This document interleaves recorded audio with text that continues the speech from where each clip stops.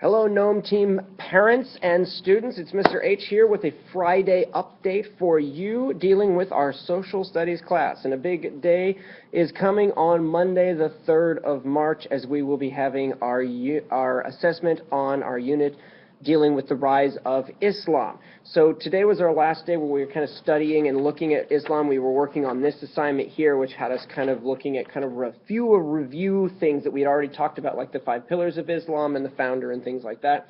And then a few new topics like Sharia law and women in Islam, some of the things we hadn't talked about a lot. So that means that on Monday we will have our unit assessment on Islam. The test itself, the study guide came out a few days ago. It's on the Gnomes Team website as well, as if you'd like to look at it and kind of practice some things. One of the things that also this test will have is a map component, which is this map right here, and the students are going to get this color copy on Monday to use as they're answering the questions, because when you print it off on black and white, it kind of blurs the picture a little bit. So they will have a color copy to use during the assessment. They're also going to have this reading right here, which is deals a little bit with the Sunni and Shia divisions within Islam. They'll have that copy to read and answer a few of the questions. Both of these are on the website if you'd like to look at them early. That would be great.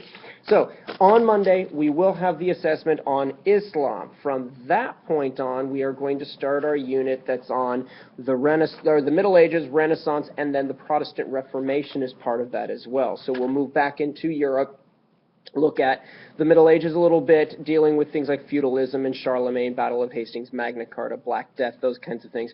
And then into the Renaissance with Leonardo da Vinci and some of the different artists and things. And then into Martin Luther and the Protestant Reformation. So that will be where we're going in our next unit, which will probably start a little bit on Monday, but in earnest on Tuesday.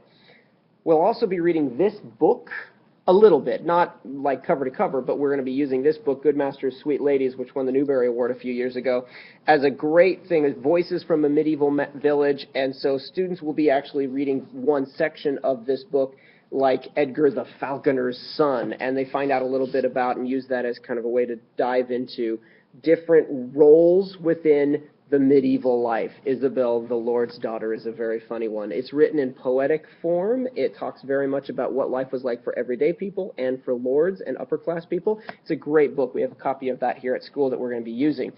Speaking of books, Monday the 3rd is also an important day reading-wise, because this guy right here, Tom Engelberger, who wrote The Strange Case of Origami Yoda and other books in the series, is going to be at Quail Ridge Books down in Raleigh on Wade Avenue. And I'm going to be there 7 o'clock. I know it's kind of late on a school night, but I mentioned it to the kids today, and a few kids, especially Guys Read members, are interested in that book kind of tour and seeing him and getting to maybe hear some of the things that he has to say, and possibly getting his new book, which is called Princess Label Maker Saves the Day, and is not scheduled to come out until the next day on the 4th, so you actually get it a day early if you go to Quail Ridge Books. So hopefully that all makes sense and things are going to go well and you're not going to freeze to death tomorrow on the very cold weekend we're about to have. So hopefully everything's great, and if you need anything, you let me know. If not, I'll see you next Friday. Bye.